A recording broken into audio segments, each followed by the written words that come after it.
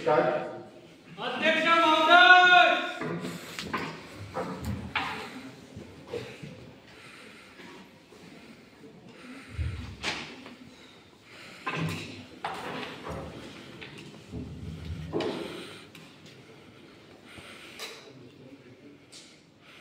संसद की कार्रवाई शुरू की जाए। मैं प्रधानमंत्री जी से निवेदन करता हूं कि वे अपने कैबिनेट का परिचय कराएं। प्रणाम अध्यक्ष महोदय,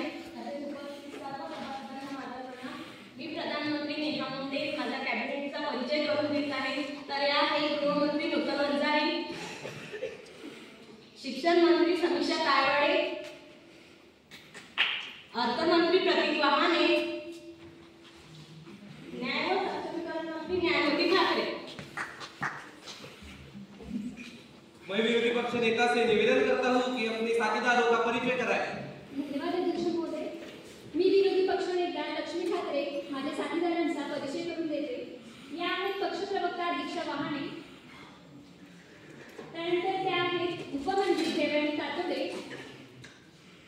त्यानंतर त्यांच्या बाजूला बसलेल्या नवनिर्वाचित सदस्या निकिता मुंडे।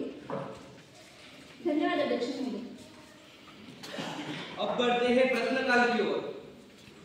प्रश्नकाल का पहला प्रश्न विरोधी पक्ष की ओर से प्रश्न क्रमांक 301 माननीय मंत्री जी। अध्यक्ष महोदय, आपण मला या सभासदांना लगेच दिल्याबद्दल आपले धन्यवाद। महोदय, असे म्हणतात की व्यक्ती जे बघतो तोच ते शिकतो आणि आजच्या युगाच्या विचारांवर सर्वात जास्त प्रभाव पडतो तो मोबाईल, टीव्ही आणि इतर दृश्याव्य माध्यमांवर चित्रित होणारा गोष्टी। महोदय, आज आपल्या देशात जवळपास 2.5 लाख लोकांचा मृत्यू हा तंबाखूमुळे होणाऱ्या कॅन्सरमुळे होतो, तर जवळपास तेवढ्याच 2.5 लाख लोकांचा मृत्यू हा दरवर्षी दारूमुळे होतो। आज भारतातील 21.4% युवा लोकसंख्या तंबाखूचे सेवन करतात, तर नॅशनल फॅमिली हेल्थ सर्व्हे 2019-21 नुसार भारतातील जवळपास 22 ते 23% पुरुष व 1% महिला लोकसंख्या दारूच्या आहारी गेली। महोदय, या हानिकारक तंबाखू किंवा दारू उत्पादकांची मार्केट व्हॅल्यू किती हजारो कोटी आहे। जेव्हा आपले सरकार या उत्पादनांना आळा घालण्यासाठी वेगवेगळे उपाययोजना राबवत आहे, तरी यांच्या उत्पन्नात एवढी वाढ का होत? तर महोदय, याचं उत्तर आहे सर्व्हर ॲडव्हर्टाइजमेंट। या सर्व्हर ॲडव्हर्टाइजमेंटचा मुख्य उद्देश असतो खोट्या जाहिराती करून हानिकारक व प्रतिबंधक उत्पादनांची विक्री करणे। आपल्याला आपल्या आजूबाजूला सर्व्हर ॲडचे उदाहरण मिळतात, ज्यामध्ये काही गुटखा किंवा पान मसाला कंपन्या विलायची किंवा मुखास्त जाहिराती करतात, पण त्याच्या आतल्या तंबाखूची विक्री करतात। सोबतच मोठ्या मोठ्या दारू उत्पादक कंपन्या सुद्धा सोडा किंवा पॅकेज वॉटर बॉटलच्या जाहिराती करून दारूची विक्री करतात। आज आपण इथे राष्ट्रीय युवा दिवस साजरा करतो, पण या सर्व गोष्टीमुळे सर्व्हर ॲडव्हर्टाइजमेंटमुळे या देशाचा युवा धोक्यामध्ये आहे आणि या सत्ताधारी सरकारने या विषयाकडे पूर्णपणे दुर्लक्ष केले। तुमच्या माध्यमातून संबंधित मंत्र्यांना विनंती करतो की त्यांनी यावर प्रकाश टाकावा। धन्यवाद। माननीय मंत्री जी। अध्यक्ष महोदय, विरोधी पक्षातील मित्रांनी जो सर्व्हर ॲडव्हर्टाइजमेंटचा गंभीर विषय आमच्या नजरेत दिला त्याबद्दल त्यांचे धन्यवाद। पण मी त्यांना म्हणू इच्छितो की कोणत्याही निष्कर्षावर पोहोचण्या अगोदर सखोल अभ्यास केलेले कधी बरे। आमच्या सरकारला जनतेच्या जीवाची किंमत नाही असे आरोप लावणे चुकीचे आहे। अध्यक्ष महोदय, विरोधी पक्षातील मित्रांना मी म्हणू इच्छितो की 1990च्या दशकामध्ये WHOच्या पुढाकाराने भारत सरकारने तंबाखू विरोधी पाऊल उचलले। Cable television network regulating act 1995 व कॉप्टा म्हणजे cigarettes and other tobacco products prohibition of advertisement and regulation of trade and commerce product supply and distribution act 2003 हा आणला गेला। 1995च्या कायद्यानुसार तंबाखू व दारूच्या जाहिरातीवर बंदी आणली गेली। अध्यक्ष महोदय, या उत्पादनामुळे भारत सरकारला 53,750 कोटीचा टॅक्स प्राप्त होतो। त्यामुळे एवढ्या मोठ्या प्रमाणात असलेली इंडस्ट्री एकाएकी बंद करणे शक्य नाही। या कठोर पावलामुळे भारतीय अर्थव्यवस्थेला फटका बसेल। अध्यक्ष महोदय, आमच्या सरकारने या उत्पादनाच्या प्रोडक्टच्या विक्रीमध्ये कमतरता आणण्यासाठी यावर सर्वात जास्त GST लावली आहे। अध्यक्ष महोदय, भारतीय जनतेचे कल्याण हे आमच्यासाठी सर्वोपरी आहे। भारतीय जनता आमचे जनार्दन आहे। भारतीय जनतेला व भारत देशाला आम्ही फक्त एक देश एक राष्ट्र नाही मानत, तर परिवार मानतो आणि परिवारातील प्रत्येक व्यक्तीची काळजी घेणे हे आमची जिम्मेदारी मानतो। धन्यवाद। अध्यक्ष महोदय, सत्ताधारी पक्षाचे म्हणणे असे काय की जगदीचा जीव गेला तरी चालेल, पण मात्र सरकारला मिळणाऱ्या पैशांमध्ये कमतरता व्हायला मान्य मंत्र्यांनी सांगितल्याप्रमाणे या उत्पादनामध्ये सरकारला 53,750 कोटीचा टॅक्स प्राप्त होतो. परंतु त्यांना मी हे सुद्धा सांगू इच्छिते 2017च्या डेटानुसार या उत्पादनामध्ये 2 लाख कोटी रुपये वेगवेगळ्या विमानाच्या या उत्पादनात 2 लाख कोटी रुपये वेगवेगळ्या विमानाच्या माध्यमातून खर्च केले जाते. सोबतच देशाच्या जीडीपीचा 1.4% पैसा यावर खर्च केला जातो. भारतीय रेल्वेला 1200 कोटी रुपये गुटखा किंवा पान मसाला तुटलेले साफ करण्यासाठी खर्च करावे लागते. फक्त 1-2 नियम लावून या गोरखधंद्याला आळा घालता येत नाही महोदय. या सत्ताधारी सरकारने या गांभीर्यपूर्ण विषयाकडे पूर्णपणे दुर्लक्ष केलेले आहे. याबाबत कसलेही प्रकारचे ठळक कारवाई केलेली दिसूनच येत नाही आहे. तरी अध्यक्ष महोदय, मी तुमच्या माध्यमातून संबंधित मंत्र्यांना प्रश्न विचारू इच्छिते, याबाबत किती उपाययोजना राबविल्या? धन्यवाद. अध्यक्ष महोदय, आम्ही या बाबतीत काही केलेले नाही असे आरोप करणे चुकीचे आहे. आमच्या विरोधी पक्षाने साथीदारांनी असे म्हटले की आम्ही केवळ पैशांचा विचार करतो तर लोकांच्या जीवनाचा नाही. तर त्यांना आपल्या माध्यमातून सांगू इच्छिते, अध्यक्ष महोदय, जेव्हा यांचे सरकार सत्तेत होते तेव्हा तंबाखू आणि दारू यांच्या जाहिराती खुल्याप्रमाणे टीव्ही, दूरदर्शन यावर चालविल्या जात होत्या. भारत सरकारला तंबाखू उत्पादनामध्ये काही निवेश करू शकत नाही. या सरोगेट ॲडला आळा घालण्यासाठी एक रेग्युलेटिंग बॉडी तयार केली आहे. Advertising standard council of India याद्वारे काही गाईडलाईन सुद्धा जारी केल्या आहेत. तसेच आम्ही या सरोगेट ॲक्टच्या बाबतीत काही कारवाई केली आहे. ॲक्टच्या बाबतीत असेही नाही 2021 मध्ये 12 दारू कंपन्यांमध्ये सरोगेट ॲक्ट बॅन केला आहे. तसेच त्या कंपन्यांवर दंडात्मक कारवाई सुद्धा केलेली आहे. महोदय, या सरोगेट ॲक्टच्या बाबतीत चे प्रमाण वाढत आहे, परंतु आम्ही या बाबतीत वेगवेगळी दिशानिर्देश देऊन यावर कठोर ठेवलेले आहे. तसेच आमचे सरकार या सरोगेट ॲक्टची वेगवेगळी कारवाई करत आहे, परंतु दिशानिर्देश देऊन कॅन्सरमुक्त आणि सुजलाम सुफलाम बनवण्याचे प्रयत्न करीत आहे. धन्यवाद.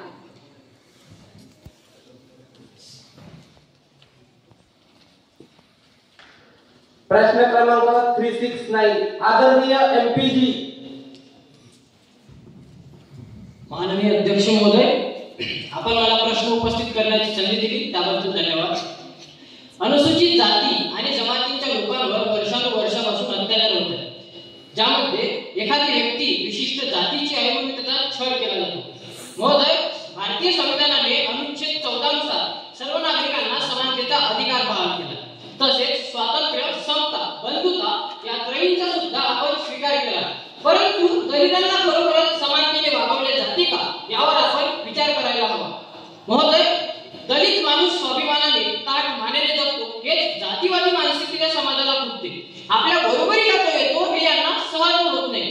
खैरलालजी प्रकरण घडून 8-9 वर्षे झाली तरी मागासवर्गीयांवरील अन्याय अत्याचार थांबलेले नाही. मात्र देशाचे गृहमंत्री ॲट्रॉसिटीचे गुन्हे कमी होण्यास सुद्धा डांगोरा पिटत आहे. मुळात देशातील मागासवर्गीयांची सामाजिक सुरक्षा धोक्यात आली आहे. याला हे सरकार जबाबदार आहे, कारण या सत्ताधाऱ्यांची हे अत्याचार रोखण्यास सत्ताधाऱ्यांची राजकीय इच्छाशक्तीच नाही.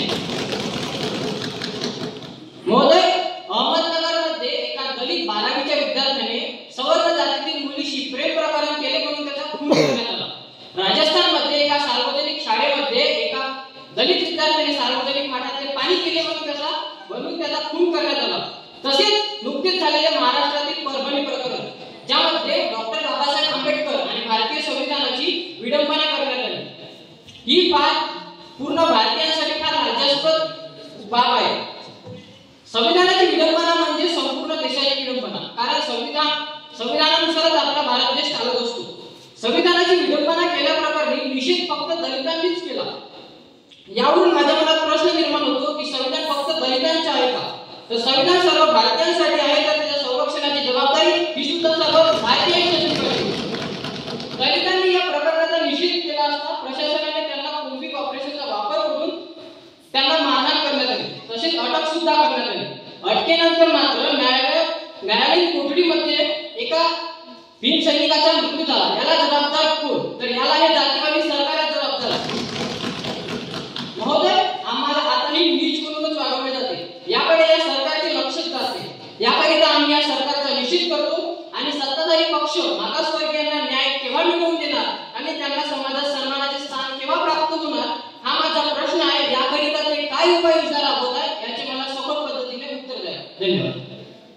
माननीय मंत्रीजी. महोदय, विरोधी पक्षनेत्यांनी जो आज इथे विषय मांडला की मागासवर्गीयांच्या अन्याय आणि त्यांच्यावर होणारा अत्याचार थांबवण्यासाठी आम्ही काय कार्य करीत आहे, तर मी आपल्या माध्यमातून विरोधी पक्षनेत्यांना सांगू इच्छिते की महोदय, मागासवर्गीयांवर होणारा अन्याय व अत्याचार थांबविण्यासाठी आम्ही अनेक योजना अस्तित्वात आणल्या आहेत. त्याचसोबत काही उपक्रमे सुद्धा आपण राबवित आहे. आणि महोदय, आपण बोलण्यामध्ये असे म्हटले की आम्ही जातीवादी नेते आहे. असला जातीवादी प्रश्न मांडून जातीवादी नेते आम्ही आहोत की तुम्ही आहे हे सर्वांना कळते. जातीमध्ये तेढ निर्माण करण्याचे कार्य सुद्धा आपण करत आहे. अध्यक्ष महोदय, मागासवर्गीयांना समाजात मानाचे स्थान मिळावे, त्यांना सुद्धा समाजात मान सन्मान मिळावा, याकरिता आपण त्यांना 52% आरक्षण बहाल केले, ज्यामध्ये ओबीसीला 27% आरक्षण आहे, DNTA ला 3% आरक्षण आहे, NTB ला 2.5%, NTC ला 3.5%, NTD ला 2%, तर LPC ला 2% आरक्षण आहे. अध्यक्ष महोदय, मागासवर्गीयांना सर्वात जास्त आरक्षणाची टक्केवारी का आहे, तर त्यांना सुद्धा समाजात ताठ मानेने जगता यावे पाहिजे, त्यांना सुद्धा समाजात मान सन्मान मिळाला पाहिजे, त्यांना सुद्धा विकासाची पायरी चढता आली पाहिजे, याकरिता आपण त्यांना आरक्षणाची टक्केवारी जास्त दिली आहे. आणि महोदय, आपण जो इथे विषय मांडला की खरडा गावातील त्या हत्येचे प्रकरण, तर अध्यक्ष महोदय, ते हत्या सवर्ण जाती आणि मागासवर्गीय जाती यामुळे जरी झाली असली तरी सुद्धा तेथील लोकांची मानसिकता बदलण्याचे कार्य आपण करत आहोत. आणि अध्यक्ष महोदय, तुम्ही जो आपण इथे विषय मांडला की परभणीचा नुकताच झालेला, तर परभणी विषयामध्ये आरोपी व्यक्ती हा मानसिकरित्या ठीक नसून तो अज्ञान होता.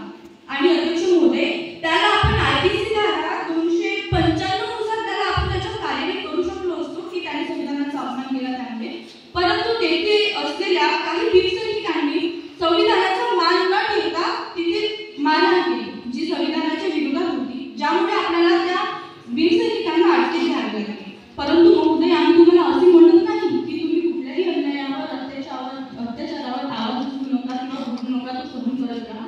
तुम्ही त्यावर आवाज उचला, त्यावर तुम्ही बोला, परंतु संविधानाने सांगितल्याप्रमाणे संविधानाने आपल्याला शांततेचा मार्ग दाखविला आहे, त्यावर तो मार्ग स्वीकारून आपल्याला बोलले पाहिजे, जेणेकरून तेथे शांतता भंग होणार नाही व आम्हालाही असले पाऊल उचलत जाणार नाही पाहिजे.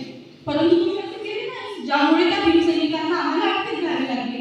आणि अध्यक्ष महोदय, उगाच ही सभा जनतेच्या समस्या सोडविण्याकरिता असते, उगाच आमच्यावर आरोप करून उचलते जी मान लावली जाते. अध्यक्ष महोदय, माझे बोलणे अजून व्हायचे आहे. यांनी केलेल्या प्रश्नाचे उत्तर आम्ही देत आहे, परंतु यांची ऐकून घेण्याची क्षमता दिसत नाही. हा कुठला नाही आहे. अध्यक्ष महोदय, यांना दलित अत्याचाराची कुणीच जाणीव नाही आणि मी म्हणत आहे की कधी त्यांना अत्याचार कमी होत आहे ते म्हणतात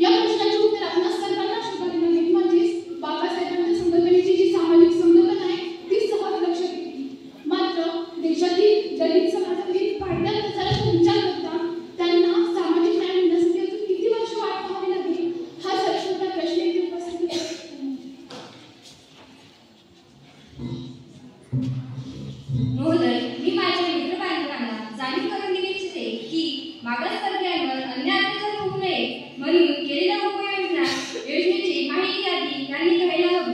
उगाच आरोप करून स्वतःचाही व इतरांचाही वेगवेगळा घालवू नये.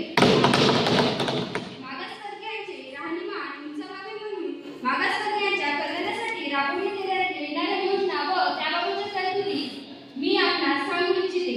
महोदय, समाज कल्याणामार्फत मागासवर्गीय लोकांकरिता केलेल्या उपाययोजना: 1. शैक्षणिक सवलती, 2. गृहनिर्माण, 3. आर्थिक उन्नती राबविण्यात आले आहे. तसेच त्यातील शैक्षणिक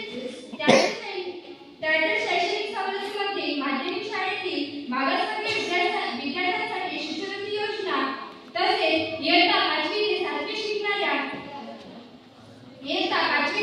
शिकणाऱ्या मागासवर्गीय मुलांना शिष्यवृत्ती वेगळी मिळते. भारत सरकारची शाळांच्या परिषद शिष्यवृत्ती योजना वेगळी आहे. त्याचप्रमाणे सफाई कामगारांच्या मुलांकरिता निवासी शाळा आपण आणल्या. सैनिकी शाळेतील मागासवर्गीय विद्यार्थ्यांना निवासी भत्ता देण्यात येतो.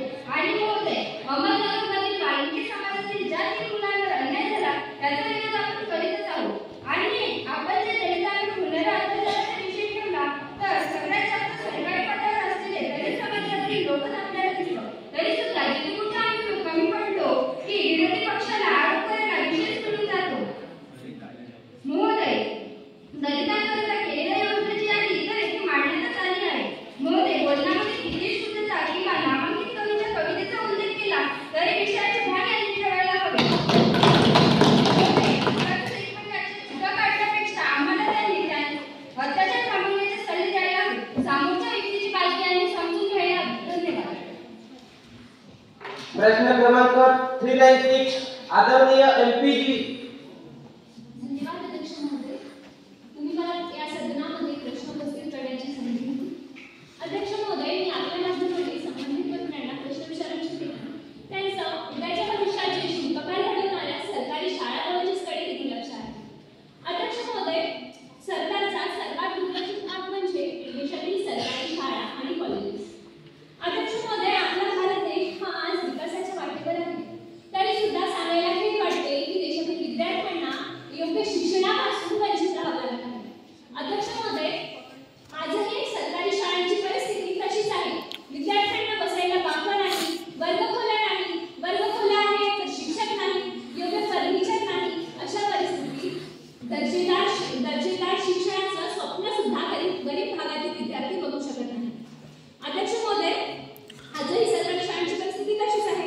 परंतु अध्यक्ष महोदय, IT ऍक्ट 2014 लागू झाला. या ऍक्टला लागू होऊन आज 10 वर्ष पूर्ण झाली आणि या ऍक्टचा अवलंब मोजक्या शाळेत केला जातो. अध्यक्ष महोदय, ही अत्यंत खेदाची गोष्ट आहे. प्रत्येक जबाबदार सरकारची जबाबदारी असते की त्यांनी सरकारी शाळा कॉलेजेसची पाहणी करावी. परंतु हे सरकार कुठे व्यस्त आहे हेच कळत नाही.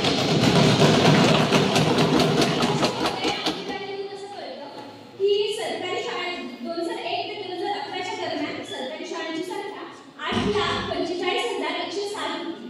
तेव्हा ग्रोथ रेट सुद्धा 61.2% होता.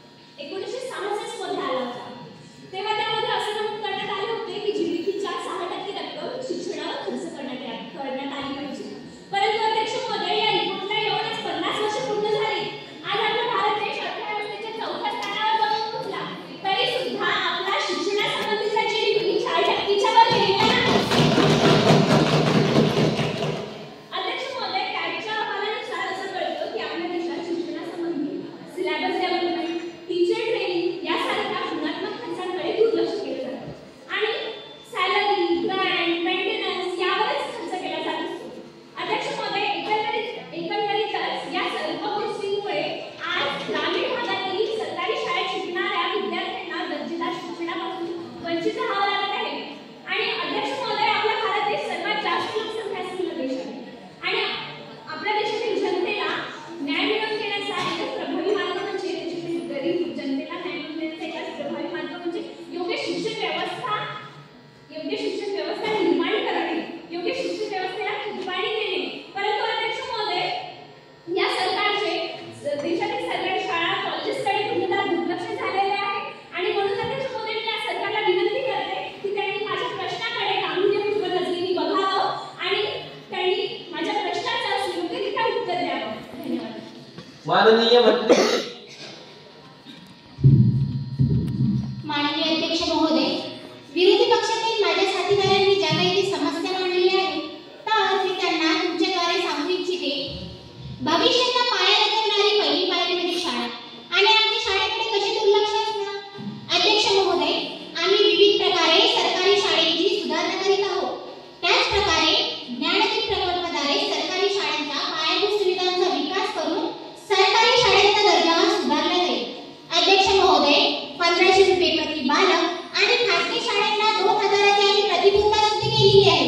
अध्यक्ष महोदय, तसेच दुर्बल घटकातील मुलांसाठी, शिक्षक आणि शिक्षकेतर कर्मचाऱ्यांसाठी आम्ही राखीव जागा सुद्धा ठेवलेल्या आहे. अनुसूचित जातीसाठी 13%, अनुसूचित जमातीसाठी 60% आणि इतर मागासवर्गीयांसाठी 19% अशा राखीव जागांची आम्ही प्रतिपूर्तता सुद्धा केलेली आहे. अध्यक्ष महोदय, तसेच सरकारी शाळांमध्ये आम्ही डिजिटल बोर्डची सुद्धा व्यवस्था केलेली आहे जेणेकरून देशातील प्रत्येक विद्यार्थी हा त्याला नवीन टेक्नॉलॉजीचा आस्वाद घेता येईल आणि तो यापासून वंचित राहू शकणार नाही. अध्यक्ष महोदय, परंतु यांना फक्त चुका काढायच्याच आहे. अध्यक्ष महोदय, आम्ही सरकारी शाळांमधून शिकून आलेलो आहोत. सरकारी शाळेची कशी सुधारणा करायला हवी हे आम्हाला माहीतच आहे आणि आम्ही ते करतही आहोत. अध्यक्ष महोदय, त्याचप्रमाणे national council for teacher education म्हणजे राष्ट्रीय शिक्षक परिषद याची आम्ही स्थापना सुद्धा केलेली आहे जेणेकरून शिक्षकांची गुणवत्ता सुधारण्यास मदत होईल. अध्यक्ष महोदय, एवढं तर आम्ही करतच आहोत, तरीही विरोधी पक्ष साथीदार कशासाठी एवढा विरोध करत आहे मला हेच कळत नाही. म्हणून अध्यक्ष महोदय, आता आम्ही नुकताच न्यू एज्युकेशन पॉलिसी लागू केलेली आहे जेणेकरून नवीन शैक्षणिक धोरणाचा विद्यार्थ्यांना आस्वाद घेता येईल आणि गोष्टी त्यांना शिकवायला मिळेल. अध्यक्ष महोदय, पूर्ण झालेलं नाही.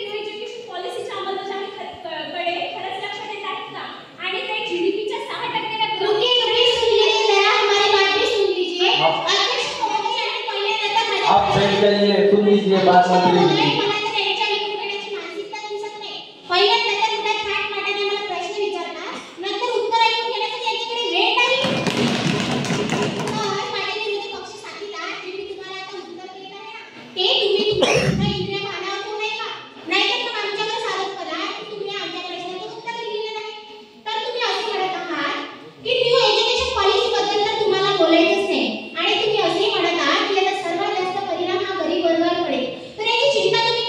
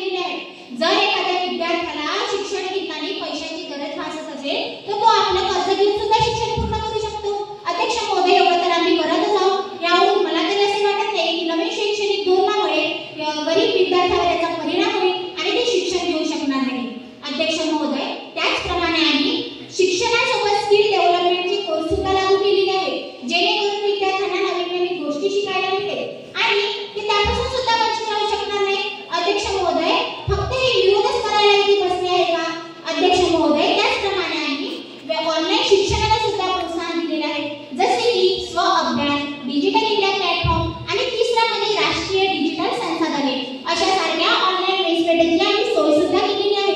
तरी मला हेच कळत नाही की विरोधी पक्ष साथीदार एवढा विरोध कशासाठी करत आहे. आणि हो, माझे विरोधी पक्ष साथीदार न्यू एज्युकेशन पॉलिसीमुळे शिक्षणाचा दर्जा हा उंचावणारच आहे, याची चिंता तुम्ही करू नका. आणि हो, आमच्या अगोदर तुम्हीच्या पदावर होते ना, तर तुम्ही कोणकोणते कायदे आणि कोणकोणत्या तरतुदी दिल्या हे आम्हाला माहीतच आहे. आणि अध्यक्ष महोदय, आम्ही आमच्या सरकारमध्ये एवढे उपाययोजना राबवतो, त्यातही विरोधी पक्ष साथीदार त्रुटी काढत आहे. अत्यंत खेळाची गोष्ट आहे अध्यक्ष महोदय. म्हणून पहिल्यांदा तर यांनी कोणत्याही गोष्टीची माहिती शिकून द्यावी, नंतर आम्हाला प्रश्न विचारावे. धन्यवाद. यहाँ पर प्रश्नकाल समाप्त होता है. अब बढ़ते हैं शून्यकाल की ओर. अध्यक्ष महोदय, भारताला स्वातंत्र्य मिळून 75 वर्ष झाली. भारताने जगात वेगळी ओळख बनवली.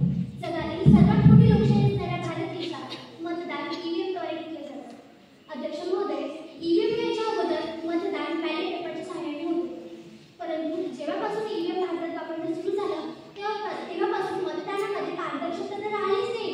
उलट महोदय, जगातील सर्वात मोठी लोकशाही असणाऱ्या भारत देशात जनतेच्या मनाने वोटिंग होतं का?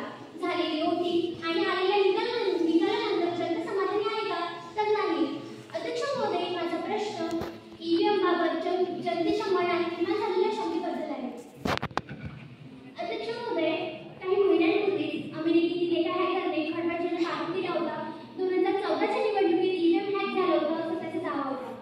अध्यक्ष महोदय, माझ्याकडे असलेल्या माहितीनुसार महाराष्ट्र विधानसभेच्या निवडणुकीमध्ये प्रत्यक्ष झालेले मतदान आणि मतमोजणीच्या दिवशी बाहेर आलेली आकडेवारी यामध्ये तफावत असल्याची बाब निदर्शनास आली आहे. ज्यामध्ये बऱ्याच उमेदवारांचं मताधिक्य जवळपास 60% आहे. ईव्हीएमची भूमिका नक्कीच संशयास्पद आहे. अध्यक्ष महोदय, लोकतंत्राच्या मजबुतीसाठी जनतेचा सरकारवर अर्थातच निवडणूक आयोगावर विश्वास असणे अत्यंत गरजेचे असते. अध्यक्ष महोदय, निवडणूक आयोगाची गठनच फ्री अँड फेअर इलेक्शनसाठी झालेली असते. त्यामुळे महोदय, तुमच्या माध्यमातून माझी अशी विनंती आहे की ईव्हीएममध्ये नॉनपोलच्या जागी वोट व्हेरिफिकेशन केलं जावं. अध्यक्ष महोदय, जगातील विकसित देशांनी ईव्हीएमचा वापर बंद करून बॅलेट पेपरच्या सहाय्याने मतदान घेतलं जातं. त्यामुळे आपल्या भारत देशात सुद्धा ईव्हीएमचा वापर बंद व्हायला पाहिजे. अध्यक्ष महोदय, 2006 मध्ये अमेरिका, 2017 मध्ये युक्रेनमध्ये आणि 2019 मध्ये केरळमध्ये निवडणुकांमध्ये ईव्हीएम हॅकिंगचा आरोप करण्यात आला होता. एवढ्याच मध्ये 2009 मध्ये याच सरकारने ईव्हीएम हॅकिंगचा आरोप केला होता. हल्दीराम मेहता, एक निवृत्त माजी न्यायाधीश, यांनी सुद्धा ईव्हीएम हॅकिंगचा आरोप केला होता. त्याचप्रमाणे महोदय, नुकत्याच पार पडलेल्या लोकसभा निवडणुकांमध्ये मतदार आणि मतमोजणी यांमध्ये सातत्याने आढळली. यावरून आपल्याला स्पष्ट दिसून येते की किती मोठ्या प्रमाणामध्ये ईव्हीएममध्ये घोटाळा केला जातो. ईव्हीएम हटाव, देश बचाव यासारखे देश पातळीवर आंदोलन केली जाते. तरी सुद्धा या सरकारचे हे सरकार त्याकडे दुर्लक्ष करीत आहे. सत्ताधारी लोक ईव्हीएम मशीनचा आणि पैशाचा गैरवापर करून सत्तेवर तेच राहतील तर नक्कीच आपली लक्ष धोक्यात येईल. अध्यक्ष महोदय, आजच या देशामध्ये लोकशाही नामांकित झालेली आहे. खऱ्या अर्थाने या ठिकाणी हुकूमशाही आलेली आहे. आणि म्हणूनच जनतेचे प्रश्न मांडणारे सरकारचे विरोधी बोलणारे यांना कोणी देशप्रेमी म्हणून संबोधित असेल ना, तर यापेक्षा मोठे जनतेचे प्रतिनिधी निवडून यावे व ईव्हीएम मध्ये पारदर्शकता यावी यासाठी ईव्हीएमचा वापर बंदच झाला पाहिजे महोदय. त्याचप्रमाणे महोदय, माहितीचा अधिकार 2005 नुसार प्रत्येक व्यक्तीला सरकारकडून माहिती मागण्याचा अधिकार असतो. परंतु महोदय, जनतेकडून प्रत्यक्षात या अधिकाराचा वापर होत असताना सरकार त्यांना माहिती पुरवते का की त्यांना जेलमध्ये टाकले जाते? महोदय, अशीच एक घटना म्हणजे महाराष्ट्रातील सोलापूर जिल्ह्यातील मार्केटवाडी लोकांनी सरकारला विनयपूर्वक मागणी केली असता सरकारने त्यांना माहिती तर दिलीच नाही महोदय. उलट 200 लोकांना मौत होते, 200 लोकांना जेलमध्ये टाकण्यात आले. हा कुठला नाही अध्यक्ष महोदय. ईव्हीएम होताना प्रत्येक बूथवर ही सरकार जीपीएस किंवा कंट्रोल युनिटमध्ये काही घोटाळा व्हायला नको म्हणून जीपीएस टॅग का लावत नाही महोदय, हेच मला कळत नाही. म्हणून महोदय, ईव्हीएमचा सर्व घोटाळा लक्षात घेऊन तसेच जनतेच्या मनात निर्माण झालेल्या शंकेबद्दल सरकार काय उपाययोजना करीत आहे किंवा या सरकारला काही करायचंच नाही आहे याच्या मला संबंधित मंत्र्यांनी उत्तर द्यावं. अध्यक्ष महोदय, महाराष्ट्र में विधानसभा चुनाव खत्म होने के बाद भी ईवीएम को लेकर बहुत छिड़ी हुई है. विपक्ष के साथीदारों का कहना है कि चुनाव में ईवीएम के साथ छेड़छाड़ या उसे हैक कर दे, लेकिन महोदय ऐसा कुछ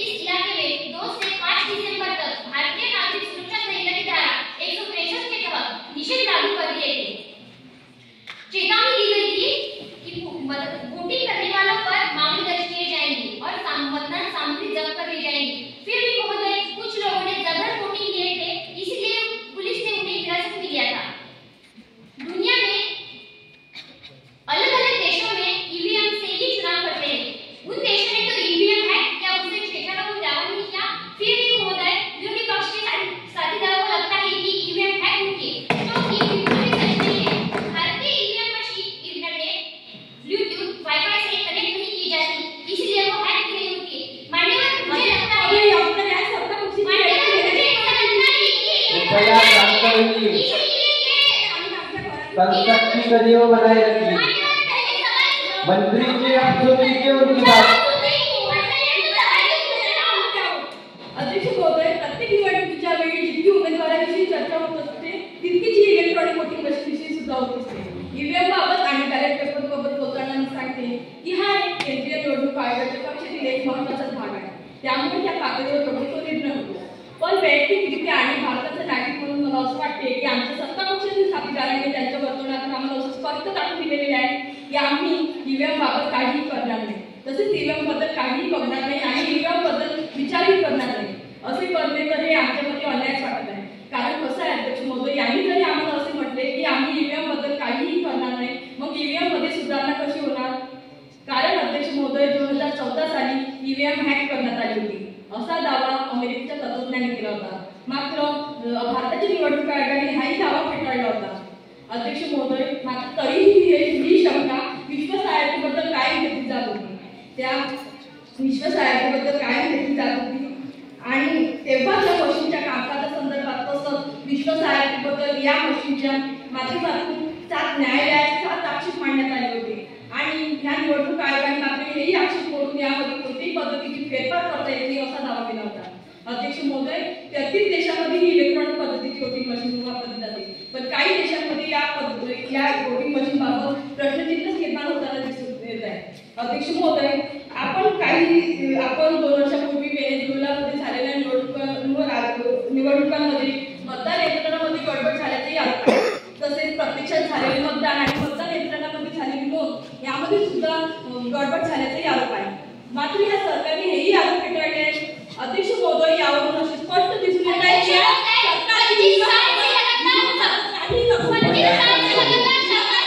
आप बैठ जाइए, इनकी बात आप बैठ जाइए, कृपया मंत्री जी की बात सुन लीजिए. कृपया संसद की कड़ियों बनाए रखिए.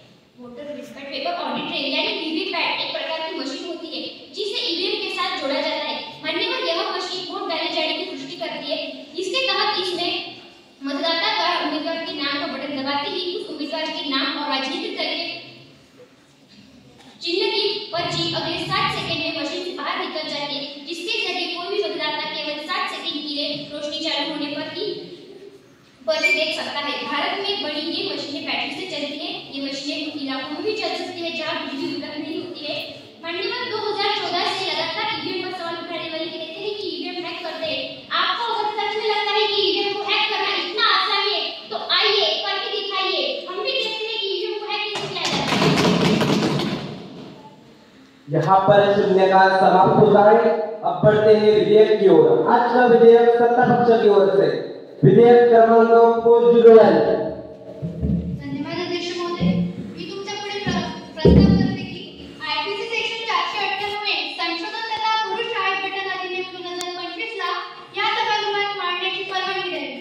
अनुमती आहे. महोदय, आपण मला बोलण्याची परवानगी दिल्याबद्दल मी आपले आभार प्रकट करते. अध्यक्ष महोदय, मी आयपीसी सेक्शन 498 संशोधन तथा पुरुष आयोग गठन अधिनियम 2025 च्या संदर्भात या सदनापुढे काही तथ्य व माहिती मांडू इच्छिते. हे बिल पुरुषांवर वैवाहिक कायद्यांचा दुरुपयोग करून केल्या जाणाऱ्या अत्याचारांविरुद्ध असणार आहे.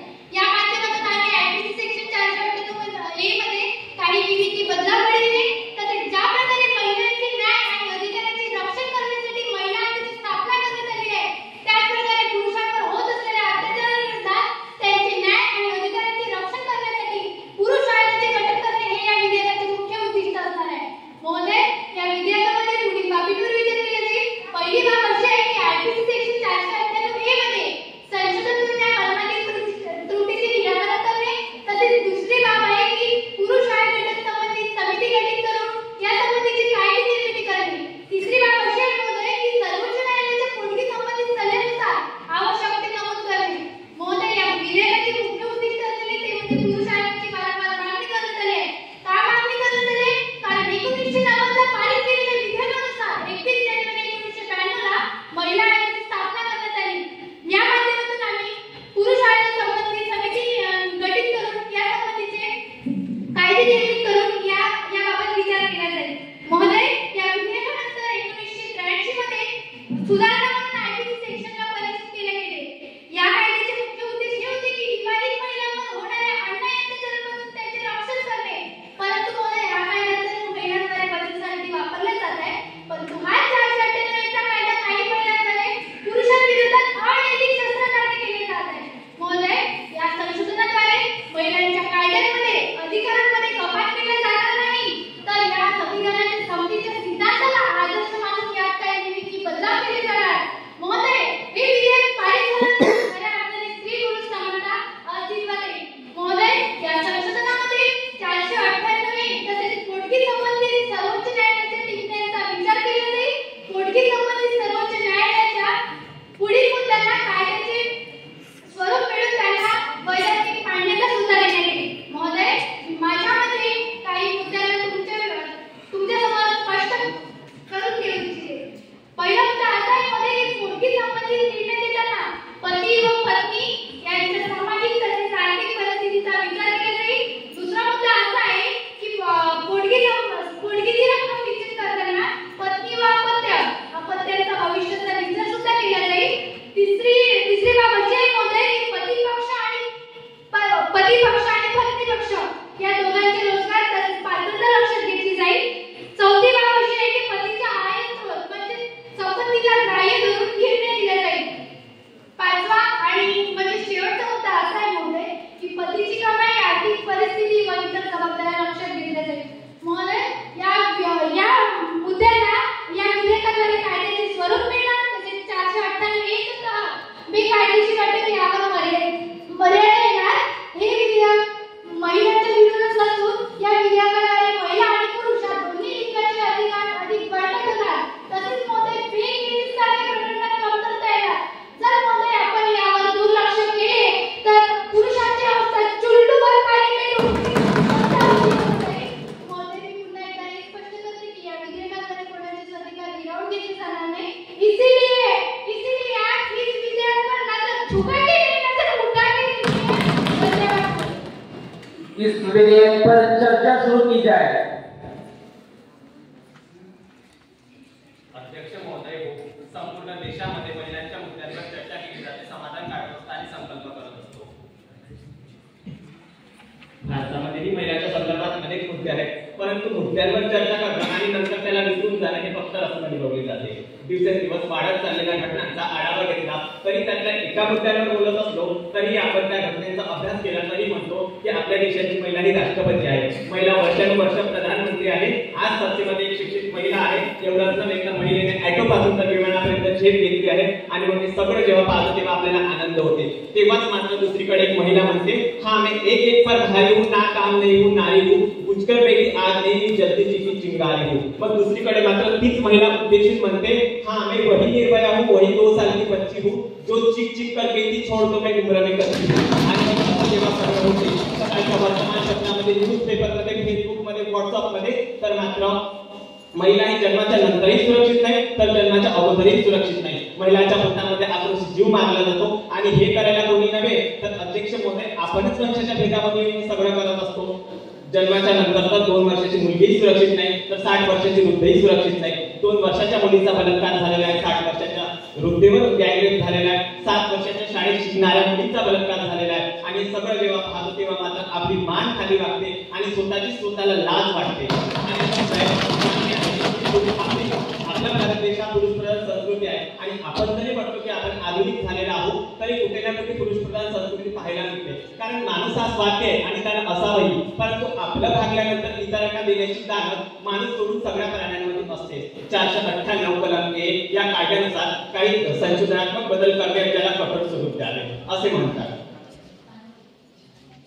सोबतच ग्रामीण भागाकडे पाहता महिलांची स्थिती आजही पुरुषांच्या तुलनेमध्ये कमी आहे. महिलांना कमी वेतन दिले जाते व महिलेचे कारवाई काही उपाययोजनाही केल्या जात नाही. तसेच या घटनेनंतर सुद्धा सत्ताधारी पक्षाचे असे म्हणणे आहे की या पुरुषप्रधान संस्कृती पुरुषांचं काय आहे तर प्रश्न निर्माण होतो की पुरुषांवर किती अत्याचार झाले. मला वाटतं अध्यक्ष महोदय संबंधित मंत्र्याला मानसिक आजार झालेला आहे तरी त्यांना हॉस्पिटलमध्ये ऍडमिट करण्याची गरज असते. आणि आलेलं नवीन वर्ष 2025 हे विधेयक पारित झाल्यानंतर यामध्ये फक्त तणाव होता, यामध्ये दुप्पटीने वाढ होण्याची शक्यता दर्शवता येते. ही 498 कलम A कायद्यानुसार काही महिलांद्वारे पुरुषांचा छळ केला जातो, परंतु यामध्येही काही तफावत नाही. कारण इतर देशांच्या प्रमाणात आजही आपल्या भारत देशाची महिलाही सुरक्षित नाही. यांना कुठे ना कुठे पुरुषांची मानसिकता जबाबदार आहे, परंतु अध्यक्ष महोदय हे फक्त बदलू शकणार की म्हणजे समाजाच्या विचाराने आणि व्यवस्थेच्या कडक कायद्याने. हो, दुःख वाटतंय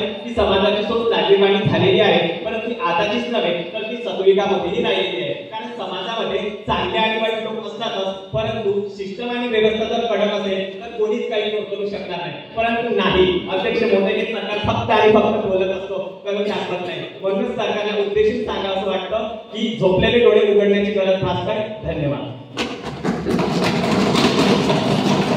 अध्यक्ष महोदय, महिला आयोगाची स्थापना झाली असून महिला आयोगाचे गठन सुद्धा करण्यात आले आहे. आजच्या विधेयकामध्ये असे मानण्यात आले आहे की पुरुष आयोगाची स्थापना होईल तर अत्यंत महत्त्वाचे व गरजेचे आहे. कारण पुरुषांना अत्याचाराचे प्रमाण हे वाढतच आहे. महोदय, महिला आयोग घटनांमधून होणारे अत्याचार थांबविण्यासाठी पुरुषांसाठी विशेष कलमे आहेत. कलम 498A.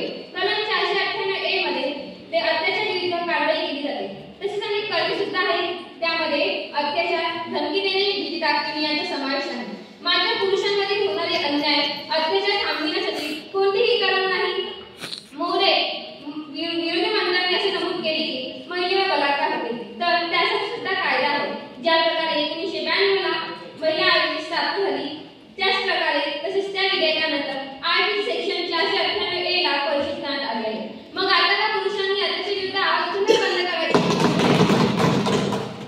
महोदय, 2001 ते 2022 यामध्ये घरेलू हिंसाचारामध्ये केलेली जाणारी आत्महत्येची संख्या ही वाढत आहे. महिलांची संख्या ही 40 ते 68,000 इतकी असून पुरुषांची संख्या ही 66,000 ते 1,00,000 आहे. मग यामध्ये कुठे स्त्री पुरुष समानता दिसून येते का? यामध्ये असे दिसून येते महोदय की पुरुषांना अत्याचाराचे प्रमाण हे वाढतच आहे. आणि संबंधित मंत्र्यांना सांगते की आम्ही मानसिकतेने बरोबरच आहे, मात्र तुम्ही सुद्धा आपली डोकी जाग्यावर तुम्ही बोलावे.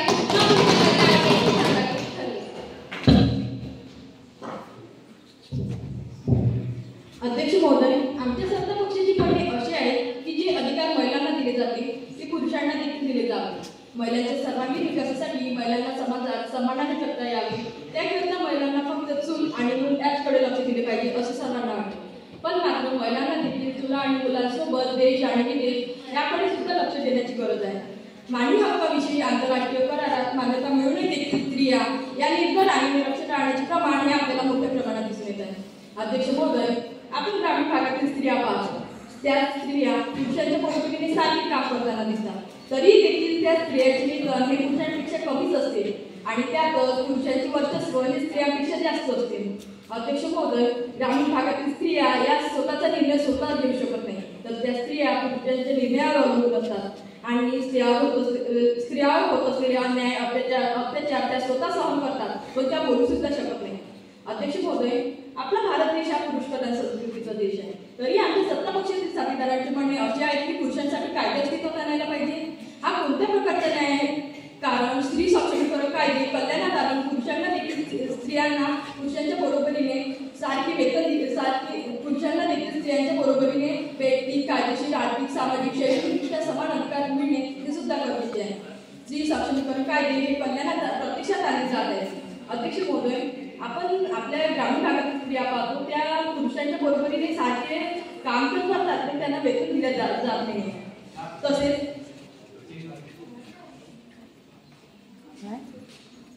अध्यक्ष महोदय, यावरून असे स्पष्ट दिसून येत आहे की ग्रामीण भागातील स्त्रिया या पुरुषांच्या निर्णयावर अवलंबून आहे. तर सध्या तरी या पुरुष आयोग घटनेची आवश्यकता नाही असे मला वाटते. धन्यवाद.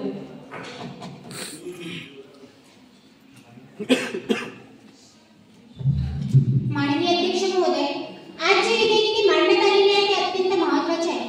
कारण अध्यक्ष महोदय, इकडे लोक जोरजोराने भाषण देतात की देशात स्त्री पुरुष समानता असायला हवी. परंतु अध्यक्ष महोदय, मला तर कुठे स्त्री पुरुष समानता दिसून येत नाही. एकीकडे आपण बघतो की अलीगड सारखा हादसा आठवतात, डोळ्यात पाणी व अंगावर काटे. एका स्त्रीला जिवंतपणे जाळण्यात आले होते. आणि अध्यक्ष महोदय, अशा हादसे होऊ नये म्हणूनच देशात महिला आयोगाची स्थापना करण्यात आली आणि स्त्रियांसाठी अनेक कायदे तयार करण्यात आले. परंतु अध्यक्ष महोदय, याच कायद्याचा कुठे ना कुठे स्त्रिया दुरुपयोग होताना दिसत आहे. अध्यक्ष महोदय, 498 मध्ये असे नमूद केलेले आहे की एखाद्या स्त्रीवर अन्याय आणि अत्याचार होत असेल तर ती त्यावर आवाज उठवू शकते. परंतु अध्यक्ष महोदय, या 498 नुसार त्या पुरुषाला पोलीस डायरेक्ट अरेस्ट करतात. परंतु याची सुद्धा देखील घेतली जात नाही की त्या पुरुषाची चुकी कधी आहे का? नाही. अध्यक्ष महोदय, त्या पुरुषाला डायरेक्ट अरेस्ट करून पोलीस स्टेशन मध्ये नेला जाते. अध्यक्ष महोदय, त्याच्या मान सन्मानाची तर काळजी घेतच नाही, परंतु लोक त्याला समाजामध्ये वाईट नजरेने बघतात. परंतु अध्यक्ष महोदय, याकडे कुणाचेही लक्ष नाही आणि अशा खोट्या केसेसमुळे ज्या स्त्रियांवर खरोखरच अन्याय होत आहे त्या स्त्रियांची केसेस तशीच न्यायालयामध्ये पडू नये. अध्यक्ष महोदय, याची कुणालाही जाणीव नाही. एखाद्या स्त्रीवर अन्याय आणि अत्याचार होत असेल तर ती तिच्या मैत्रिणीजवळ सांगते. अध्यक्ष महोदय, तिच्या कुटुंबाजवळ सांगू शकते किंवा ती तिच्या आवडत्या व्यक्तीजवळ सांगू शकते. परंतु अध्यक्ष महोदय, पुरुष असा करत नाही.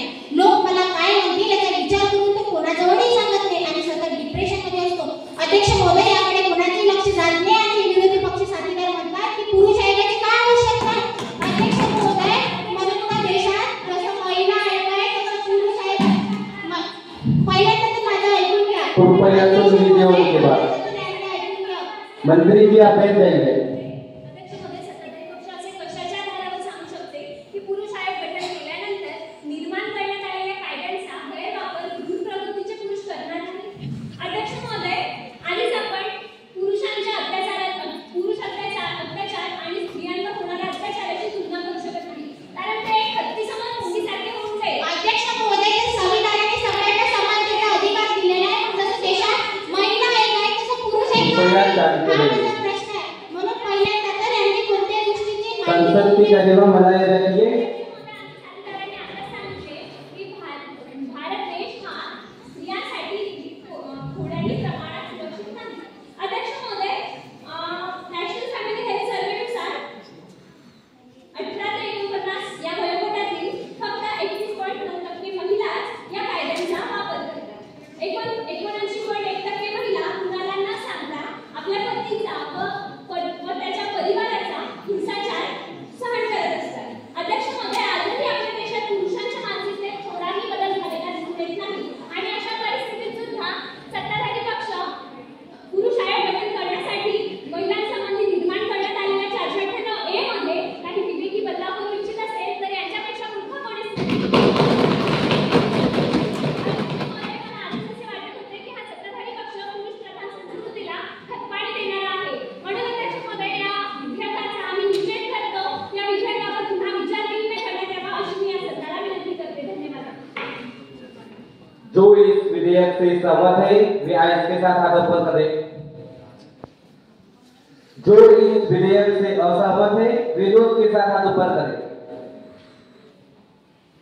माननीय सभासदों की चर्चा का विचार करते हुए यह विधेयक दिशा निर्देश के लिए समिति गठित करके उनके तरफ सौंपा जाएगा.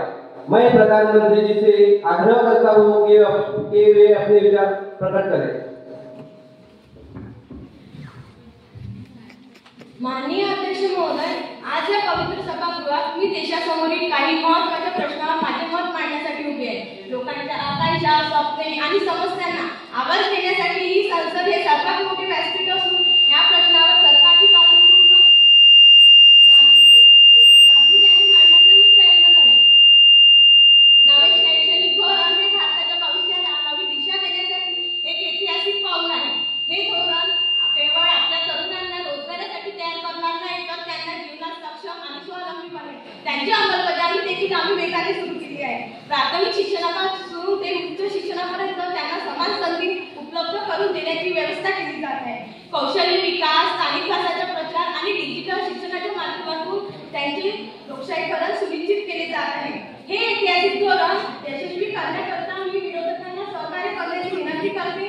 राजकारण पलीकडचा आपल्या मुलांचा आणि देशाच्या भवितव्याचा प्रश्न आहे. ईव्हीएमवर विरोधकांनी उपस्थित केलेल्या प्रश्नाची उत्तरे देणे हे माझे कर्तव्यच आहे. ईव्हीएम पूर्णपणे सुरक्षित असल्याचे निवडणूक आयोगाने वारंवार स्पष्ट केले आहे. मी या सभागृहाला आणि संपूर्ण देशाला खात्री करून देते की जगातील लोकशाही ही जगातील सर्वात मजबूत लोकशाही आहे आणि राहील. लोकशाही प्रक्रियेवर प्रश्नचिन्ह उपस्थित करणाऱ्यांनी जनादेशाचा आदर केला पाहिजे. विरोधी पक्षांनी उपस्थित केलेले प्रश्न असे आहेत की तंबाखू दारूच्या जाहिरातीवर बंदी यायला पाहिजे, पण या उत्पादनामुळे सरकारला 53,750 कोटी रुपयाचा टॅक्स प्राप्त होतो. त्यामुळे एवढ्या मोठ्या इंडस्ट्रीला एकेकी बंद करणे तर शक्यच आहे. या उत्पादनांना आळा घालण्यासाठी आमचे सरकार अगदी ग्राउंड लेवलपासून कार्य करीत आहे. दलित, बंधू भगिनीवरील होणाऱ्या अत्याचाराच्या घटना तर निषेधार्हच आहे, पण आपल्या संविधानावर आणि समाजाच्या मूल्यावर हा हल्ला देखील आहे. आमच्या सरकारने अशा प्रकरणामध्ये त्वरित कारवाईची हमी दिली आहे. अत्याचार प्रतिबंधक कायद्याची काटेकोरपणे अंमलबजावणी करण्यात आली असून दोषींना शिक्षा करण्यात कोणतीही कसूर ठेवली जाणार नाही. आपला भारत देश समानतावादी समाजाचे स्वप्न पाहतो. त्यासाठी आम्ही शक्य ती सर्व पावले उचलू. अनेकदा समाजात असा समज आहे की केवळ महिलांचे हक्क आणि सुरक्षितता यावर चर्चा केली जाते, परंतु आपण विसरता कामा नये की पुरुषही हा समाजाचा एक भाग आहे आणि कधी त्यांच्यावरही अन्याय होतो. अतुल, सुभाष प्रकरणासारखी उदाहरणे आपल्याला यांची आठवण करून देतात की आपण संतुलित दृष्टिकोन बाळगला पाहिजे. आमची सरकार एक नवीन विधेयक आणण्याच्या तयारीत आहे, ज्यामध्ये पुरुषाचे हक्क आणि सुरक्षितता यांची काळजी घेतली जाईल. या कायद्यामुळे न्यायाची संकल्पना अधिक दृढ होईल. माननीय अध्यक्ष महोदय, राजकारणाचे वर उठून देश हितासाठी एकत्र काम करण्याची हीच वेळ आहे. मी सर्व सदस्यांना विनंती करते की त्यांनी महत्त्वाच्या मुद्द्यावर रचनात्मक सहकार्य करावे. आपण मिळून भारताला एक मजबूत, समृद्ध आणि न्यायी राष्ट्र बनवू. जय हिंद, जय भारत.